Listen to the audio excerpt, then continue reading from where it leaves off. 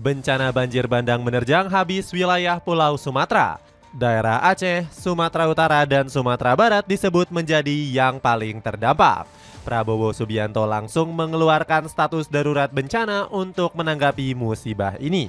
Bantuan dari pusat juga sudah mulai dikirim lewat jalur udara untuk menjangkau wilayah Sumatera. Berbagai media asing juga turut menyoroti banjir bandang dan tanah longsor yang merugikan ribuan triliun ini. Bagaimanakah gerak cepat Prabowo Subianto mengatasi banjir bandang Sumatera? Wilayah Sumatera masih terendam banjir. Bencana hujan deras yang terjadi di Pulau Sumatera memicu banjir bandang dan tanah longsor. Sejumlah wilayah seperti Aceh, Sumatera Utara, dan Sumatera Barat nyaris lumpuh total akibat musibah ini.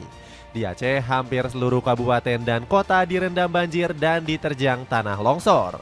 Gubernur Aceh, Muzakir Manaf, sudah menetapkan status tanggap darurat bencana selama 14 hari. Pernyataan sosok yang akrab disapa Mualem ini berlaku sejak 27 November lalu.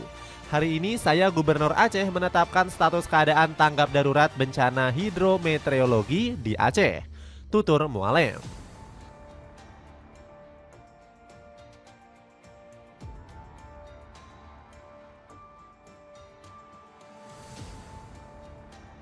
Jaringan listrik sudah terputus di wilayah Aceh sejak tanggal 26 November lalu.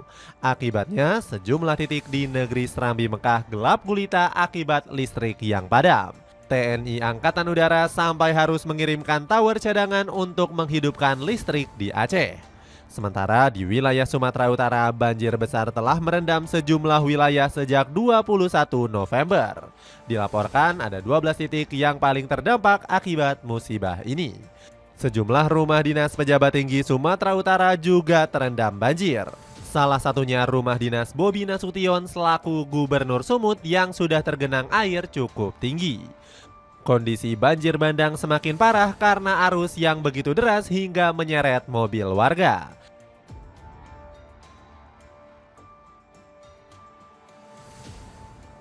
Bergeser ke wilayah Sumatera Barat, sejumlah wilayah sudah tenggelam diterjang banjir bandang.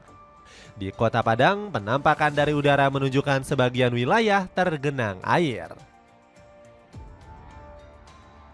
Dilaporkan ada sekitar belasan orang yang harus gugur akibat bencana banjir bandang di Kota Padang. Kemudian belasan ribu orang juga terdampak dari musibah ini. Beberapa rumah warga sudah hanyut terbawa arus deras banjir bandang.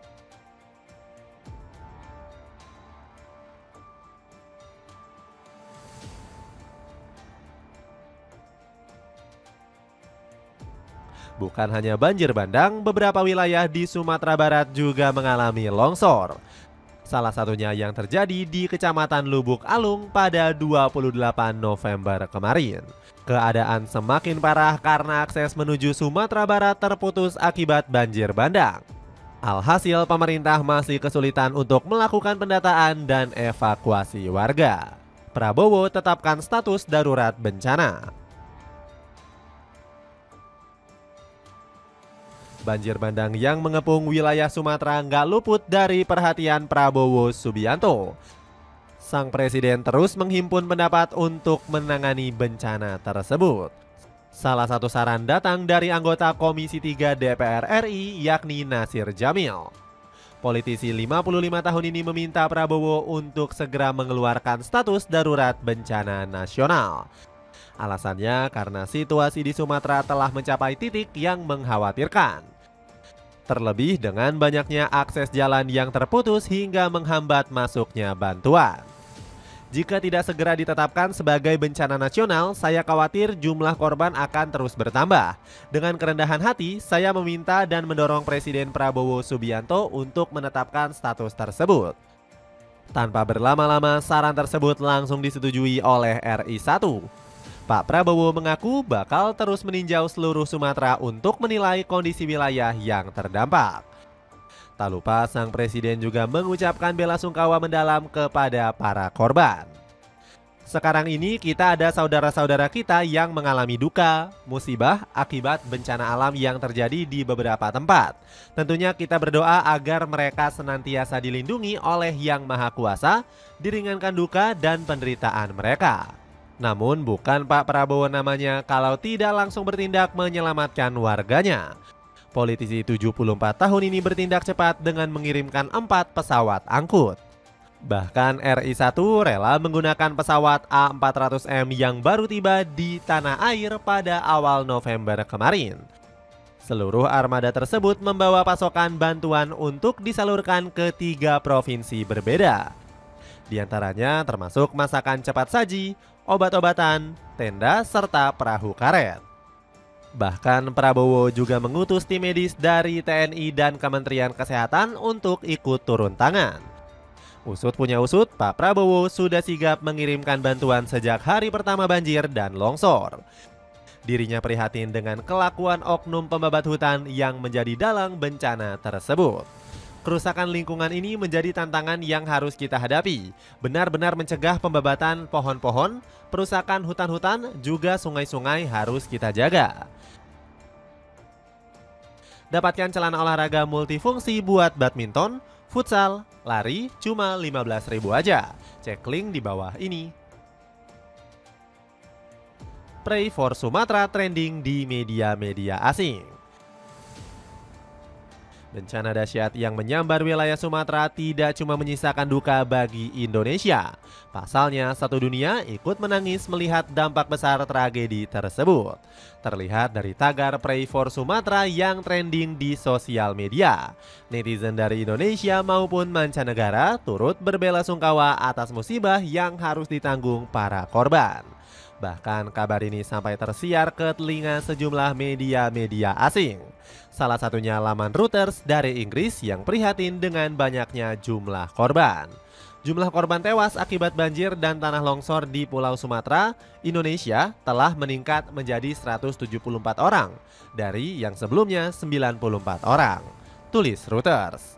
Selain itu ada pula surat kabar kenamaan asal Timur Tengah yakni Al Jazeera.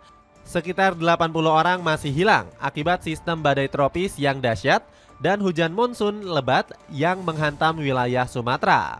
Tak cuma 2 media tersebut, sejumlah surat kabar asing lainnya juga banyak memberitakan tragedi Sumatera. Sebut saja Anadolu Agency dari Turki hingga AFP asal Prancis. Bahkan kantor berita Amerika Serikat seperti Associated Press juga ikut menyiarkan bencana tersebut. Di sisi lain, musibah yang menghantam Indonesia juga menjadi himbauan bagi negara lain. Contohnya pemerintah Malaysia yang langsung memperingatkan warganya yang berada di kawasan Sumatera. Masyarakat diminta terus waspada sambil memantau kondisi terkini. Negeri jiran sampai melarang perjalanan ke wilayah Sumatera untuk sementara waktu. Masyarakat juga diimbau untuk secara berkala memeriksa status perjalanan mereka dengan maskapai penerbangan atau penyedia transportasi jika terjadi perubahan. Tulis pernyataan Konsulat Jenderal Malaysia. Hal serupa juga dilakukan oleh pemerintah Kanada yang sampai memberikan panduan khusus untuk warganya. Mereka bahkan memberikan syarat dan panduan lengkap bagi warga yang berada di Sumatera. Contohnya seperti naik ke dataran tinggi dan menghindari kawasan sungai maupun daratan rendah. Mereka juga diimbau untuk memantau berita dan laporan cuaca lokal, mengkonfirmasi penerbangan dan mematuhi kebijakan pemerintah setempat. Sepatu impor dari SC ini cuma 100 ribuan aja. Buruan cek link di bawah ini. Dengan manuver cepat tanggap dari Prabowo Subianto, akankah bencana banjir dan longsor di wilayah Sumatera segera teratasi?